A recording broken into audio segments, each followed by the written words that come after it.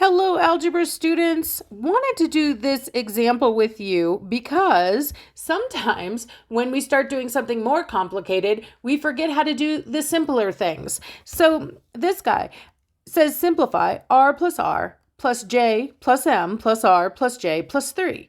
And so, of course, what am I being asked to do here when I say simplify? Well, they're asking me to do all this addition. It's just a bunch of addition, and you'd think that'd be simpler, but for some reason, as soon as we've learned more complex things, people start trying to deal with exponents when they see repeated addition. Like people will tell me that r plus r is some weird r cubed. And so take it on back, guys. Whenever the variables don't make sense, take it back to numbers. Pick a random number for r and let's see how it behaves. Because remember, r is just a number. It's a mystery number, but it's a number. So it's going to behave like numbers have always behaved. Let me show you what I mean. I don't know. Let's pick a number. Let's say r was 7. Okay, so 7 plus 7 plus 7. What would 7 plus 7 plus 7 be? 21. Is that the same as 7 to the third power? Well, no, it's not, because 7 to the third power is not repeated addition. It's repeated multiplication. And that would get giant in a hurry, right? 7 times 7 is 49. And if I multiply that by another 7, oh, gross, what do I end up with? 343.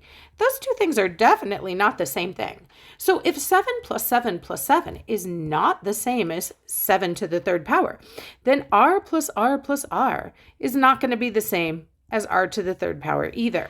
Now, again, let's think about numbers. There is a way to write 7 plus 7 plus 7 with another operation, right?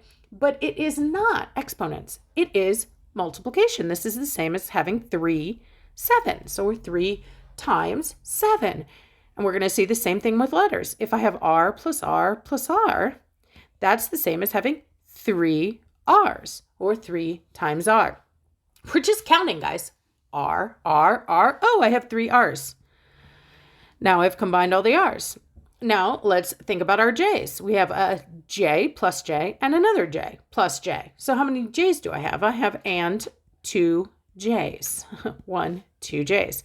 Now take a look. I only have a single solitary m, so there's nothing to combine it with because we can't add m's and j's. We don't know, what either one is. We can't put them together because they're not the same kind of thing. So we just tack on that plus m. And then same thing with the constant term, the plain old number. There's just a single plain old number. Now, here's what separates my A students from my B students, you guys. My 145 scores from my 165 scores. Y'all know when to stop. Y'all know when to stop. I have to stop.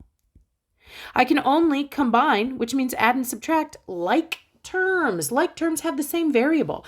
This has an R term. This has an R, so it's an R term. J, so it's a J term. M, so it's an M term. This one has no variable, so it's a constant term. None of them are like. None of them are the same kind of term.